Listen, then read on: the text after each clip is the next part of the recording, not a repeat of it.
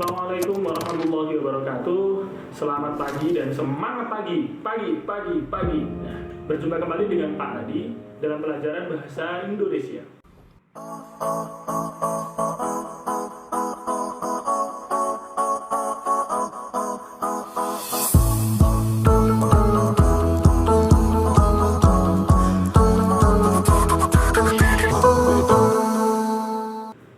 Pada minggu yang lalu, Bapak sudah membuat video tentang teks LHO. Minggu ini pun kita masih akan belajar tentang teks LHO. Hanya saja kalau minggu lalu kita sudah belajar tentang pengertian dan struktur dalam teks LHO, minggu ini kita akan belajar dua hal juga. Yaitu yang pertama adalah kebahasan dalam teks LHO, dan yang kedua adalah cara penyusunan teks LHO. Untuk memudahkan kalian memahami dua materi tersebut, Bapak akan jelaskan lewat gambar. Silahkan perhatikan gambar berikut ini. Bapak pertegas kembali bahwa kebahasaan dalam suatu teks itu bukanlah sesuatu yang paten. Jadi bisa bertambah, bisa berkurang, bisa ada, bisa tidak. Ini hanya diambil dari yang biasa muncul pada teks LHO.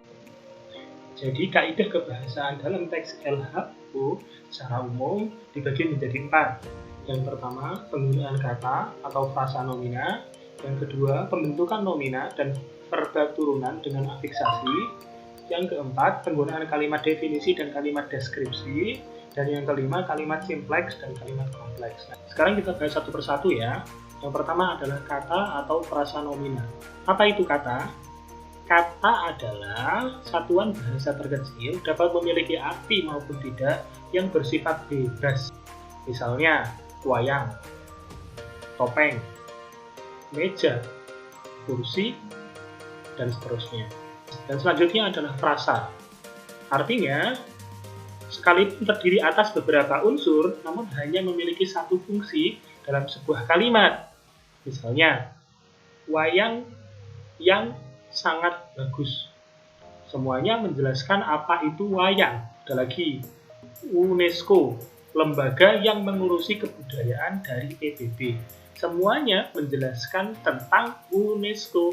Itulah kata dan frasa nomina. Apakah sudah paham? Unsur kebahasaan kedua adalah pembentukan nomina dan verba turunan dengan afiksasi. Sebelumnya kita pahami apa itu afiksasi. Untuk memahami afiksasi kita juga harus paham dua hal nih, yaitu kata dasar dan kata bentukan. Kata dasar adalah kata yang belum mendapatkan imbuhan, pemajemukan atau pengulangan. Sedangkan kata bentukan adalah kata yang telah mendapatkan imbuhan atau disebut afiksasi, pengulangan atau reduplikasi dan pemajemukan ketika digunakan. Sebagai contoh, perhatikan gambar berikut. Kata yang pertama disebut, jenisnya verba, imbuhannya di, kata dasarnya sebut. Kata berimbuhan atau afiksasi yang kedua adalah kemampuan, jenisnya nomina, imbuhannya ke, kan, kata dasarnya mampu. Kata ketiga adalah menakutkan, jenisnya termasuk kata verba, imbuhannya me, kan, kata dasarnya takut. Dan kata yang lainnya, apakah di sini bisa dipahami? Unsur kebahasaan ketiga adalah kalimat definisi dan kalimat deskripsi. Ini sederhana ya, Bapak langsung akan kasih contohnya. Yang pertama adalah kalimat definisi. Contohnya, wayang adalah seni pertunjukan yang telah ditetapkan sebagai warisan budaya asli Indonesia. Jadi, kalau kalimat definisi mempunyai ciri verba definitif, seperti adalah, yaitu. Yang kedua adalah kalimat deskripsi. Nah, langsung ke contohnya. Wayang topeng dimainkan oleh orang yang menggunakan topeng. Nah, kalau deskripsi lebih ke menggambarkan, dan verba deskriptif. Paham ya?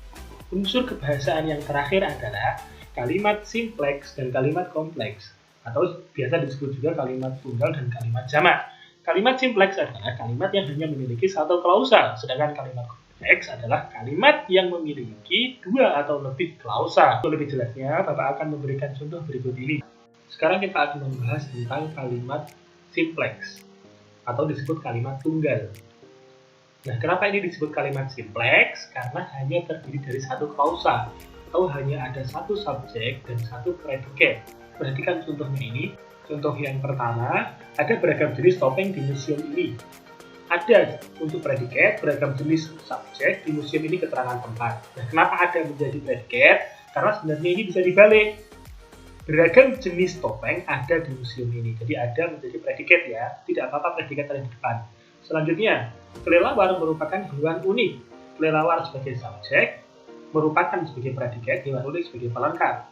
Dan yang paling terakhir, wayang tersebut berbentuk pipih seperti wayang kulit. Nah, kalau kita perhatikan semuanya ini, hanya ada satu subjek dan hanya ada satu predikat kompleks atau kalimat majemuk. Nah, ini dibagi menjadi dua ya, kalimat kompleks setara dan kalimat kompleks bertingkat. Cara sederhana yang membedakan kalimat simpleks dan kalimat kompleks adalah konjungsi. Kalimat simpleks tidak ada konjungsi, sedangkan kalimat kompleks ada konjungsi yang menyatukan dua klausa. Berikut ini ada contoh kalimat kompleks setara.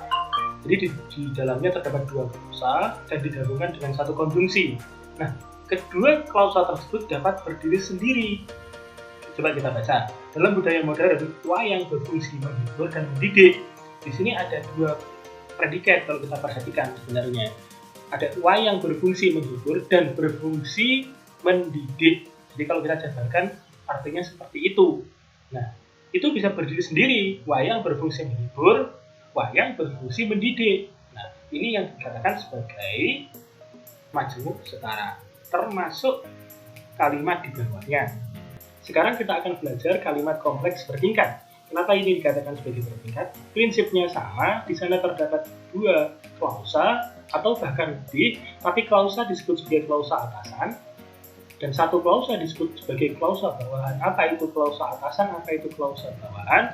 Klausa atasan adalah klausa inti, bisa berdiri sendiri, sedangkan klausa bawahan itu klausa yang tidak bisa berdiri sendiri, membutuhkan klausa inti. Coba kita baca contoh yang paling atas. Keberadaan topeng tidak dapat dipisahkan dengan museum angkut, karena kedua tempat ini berada di suatu tempat yang sama.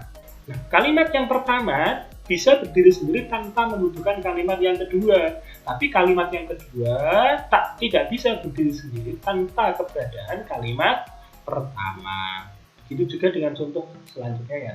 Kita telah belajar 4 kaidah kebahasaan dalam teks LHO. Nah, kalau masih ada yang tidak kalian pahami, bisa ditanyakan Bapak secara langsung.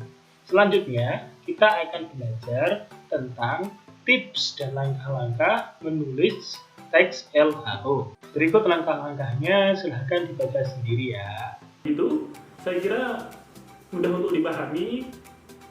Semoga lewat video ini kalian bisa memahami materi-materi yang sudah Bapak berikan.